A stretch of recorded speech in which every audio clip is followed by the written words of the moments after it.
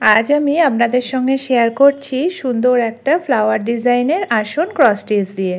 प्रथमे एकटा चौको मापेर आसन निये नियेछि आर आसनेर कोणेर दिक थेके शुरू करेछि। कोणेर दिक थेके प्राय 30टा घर बाद दिएछि आर नीचेर दिक थेके आसनेर 10टा घर बाद दिए शुरू करते हबे। प्रथमे फुलेर पातागुलो तैरी करे नेब। फुल गाछेर जे पाताटा तैरी करब तार जोन्नो निये नियेछि सबुज रंगेर उल।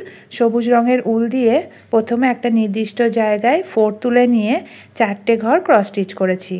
तारपरे 4टे घरेर ओपरे बाँ दिके दुटो आर डान दिके दुटो बाड़िये मोट 8टा घर क्रस स्टिच करते हबे। परेर लाइने बाँ दिके समान रेखे आर डान दिके एकटा बाड़िये क्रस स्टिच करते हबे 9टा घर। तारपरेर लाइने बाँ दिके एकटा बाड़िये आर डान दिके समान रेखे 10टा घर क्रस स्टिच करे नेब। 10टा घर क्रस स्टिच करे निये तार ओपरे क्रस स्टिच करते हबे एकटा घर डान दिके कमिए आर बाँ दिक समान रेखे। नमस्कार बंधुरा, आमी स्वप्ना उपाध्याय आमार चैनेल रान्ना रेसिपि एंड आवर लाइफस्टाइलेर पक्ष थेके सबाइके स्वागत।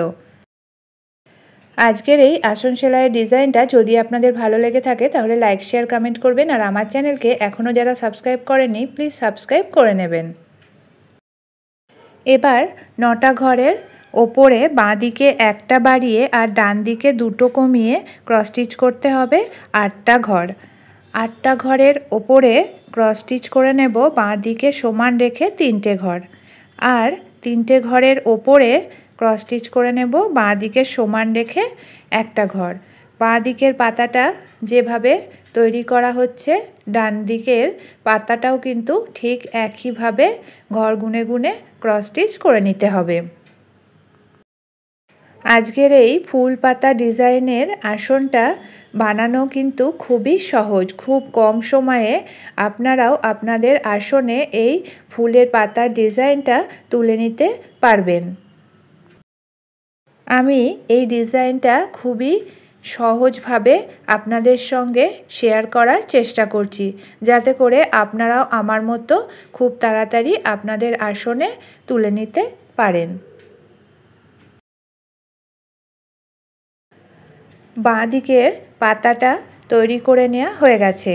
এবার যেখানে আসনটা শুরু হয়েছে 4টে ঘর তুলেছিলাম পাতার সেখান থেকে ডান দিকের 3টে ঘর বাদ দিয়ে একটা ঘর প্রথমে ক্রস স্টিচ করে নিয়ে মাথা বরাবর না বাড়িয়ে কমিয়ে সোজা এক লাইন 9টা ঘর পরপর ক্রস স্টিচ করে নেব। 9টা ঘর ক্রস স্টিচ করে নিয়ে বাঁ দিকে কোণ বরাবর একটা ঘর ক্রস স্টিচ করতে হবে। তার কোণ বরাবর আবারও বাঁ দিকে একটা ঘর ক্রস স্টিচ করে নিতে হবে। মোট দুটো ঘর কোণ বরাবর ক্রস স্টিচ করে নিয়েছি। এবার যে এক লাইনে 9টা ঘর ক্রস স্টিচ করেছি তার শুরুটা যেখান থেকে হয়েছে সেখানে আবারও একটা ঘর বাদ দিয়ে ঠিক একইভাবে প্রথমে একটা ঘর ক্রস স্টিচ করে নিয়ে মাথা বরাবর সোজা এক লাইন ক্রস স্টিচ করে নেব। এখানে সোজা মাথা বরাবর 15টা ঘর একই লাইন লম্বাভাবে ক্রস স্টিচ করে নিতে হবে।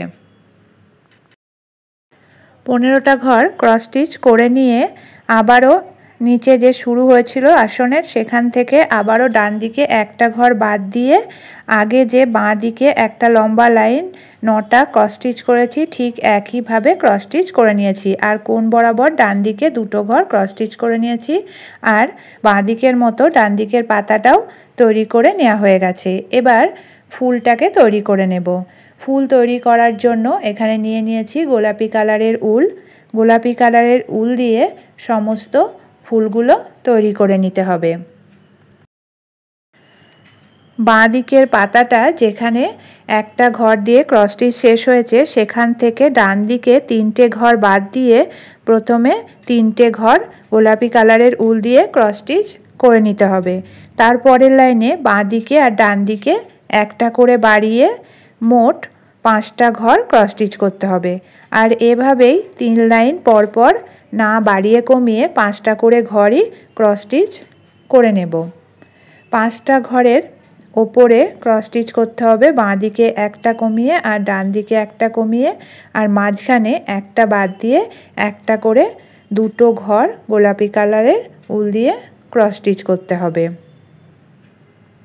এখানে ফুলের পাপড়িগুলোর ঘর সংখ্যা প্রত্যেকটা পাপড়িরই আলাদা করে হবে।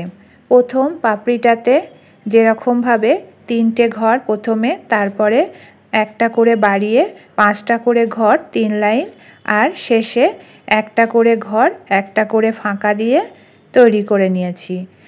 পরের পাপড়িটা বাঁ দিক থেকে আবারও শুরু করেছি, যেখানে প্রথম পাপড়িটার গোলাপি কালারের উল দিয়ে একটা করে ঘর দিয়ে শেষ হয়েছে, সেখান থেকে বাঁ দিকে একটা ঘর বাদ দিয়ে প্রথমে 3টে ঘর ক্রস স্টিচ করে নিতে হবে। 3টে ঘরের ওপরে আবারও বাঁ দিক ডান দিক একটা করে ঘর বাড়িয়ে 5টা ঘর ক্রস স্টিচ করতে হবে। আর 5টা ঘরের ওপরে এবার ডান দিকে একটা বাদ দিয়ে আর বাঁ দিক সমান রেখে 4টে ঘর ক্রস স্টিচ করে নেব। 4টে ঘরের ওপরে শেষ লাইনে প্রথমে বাঁ দিকে আর ডান দিকে একটা করে ঘর বাদ দিয়ে দুটো ঘর ক্রস স্টিচ করতে হবে। 3 নম্বর পাপড়িটা বাঁ দিকে ওপরের দিকে আবার একটা ঘর বাদ দিয়ে প্রথমে একটা ঘর ক্রস স্টিচ করতে হবে গোলাপি কালারের উল দিয়ে।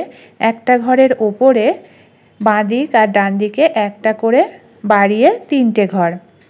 আবার তারপরের লাইনে বাঁ দিকে একটা বাড়িয়ে ডান দিকে না বাড়িয়ে কমিয়ে 4টে ঘর।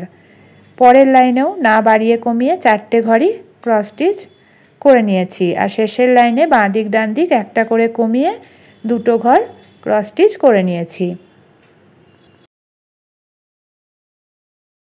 এবার 4 নম্বর পাপড়িটা তৈরি করে নেব।